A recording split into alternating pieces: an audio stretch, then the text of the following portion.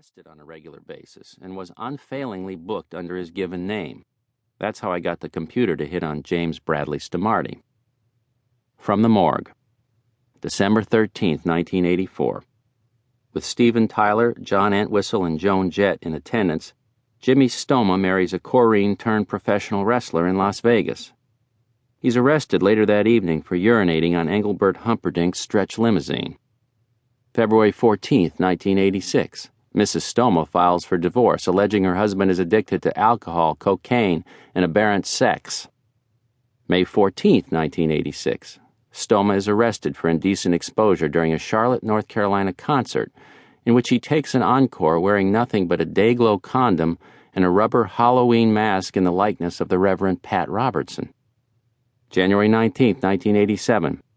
With the Slut Puppies' fourth album, a painful burning sensation, poised to go triple platinum, Jimmy Stoma announces he is canceling the band's long-awaited tour. Insiders say the singer is self-conscious about his weight, which has inflated to 247 pounds since he gave up cocaine. Stoma insists he's simply taking a break from live performing to work on, quote, serious studio projects. February 25th, 1989.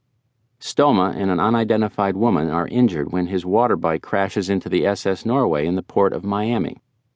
The collision causes no damage to the cruise ship, but surgeons say it might be months before Stoma can play the guitar again. September 25th, 1991. Stoma's first solo album, Stomatose, is panned by both Spin and Rolling Stone. After opening at number 22 on the Billboard pop charts, it plummets within 2 weeks to number 97 before Jack? Oh, this would be my editor, the impossible Emma. What'd you do to your hair? I say. Nothing. Well, you most certainly did. Jack, I need a storyline for the budget. It looks good shorter, I say. Emma hates it when I pretend to flirt. Your hair, I mean. Emma reddens but manages a dismissive scowl. I trimmed the bangs. What have you got for me? Nothing yet, I lie. Emma is edging closer, trying to sneak a glance at the screen of my desktop. She is young and owns a grinding ambition to ascend the newspaper's management ladder. She hopes for an office with a window, a position of genuine authority, and stock options. Poor kid, I've tried to steer her to a profession more geared toward her talents, retail footwear, for example, but she will not listen. Craning her pale neck, Emma says, Rabbi Levine died last night at East County. Well, Rabbi Klein died Monday, I remind her. Only one dead clergyman per week, Emma. It's in my contract. Then get me something better, Jack. I'm working on it. Who's James Stomarty? She asks, peeking at my computer screen. With her intense jade-green eyes, Emma has the bearing of an exotic falcon. I say, you don't know? He was a musician. Local guy? We had a place in Silver Beach, I say, and one in the Bahamas. Never heard of him, Emma says. You're too young. Emma looks skeptical, not flattered. I think more people will care about Rabbi Levine. Then bump him to Metro, I suggest brightly. Emma, of course, isn't keen on that idea. She and the Metropolitan editor don't get along. It's Sunday, I remind her. Nothing else is happening in the free world. Metro can give the rabbi a fine send-off. Emma's lower jaw is working back and forth. She's itching to tell me to go screw myself, but that would constitute a serious violation of management policy, a dark entry in an otherwise promising personnel file. I feel for her, I really do.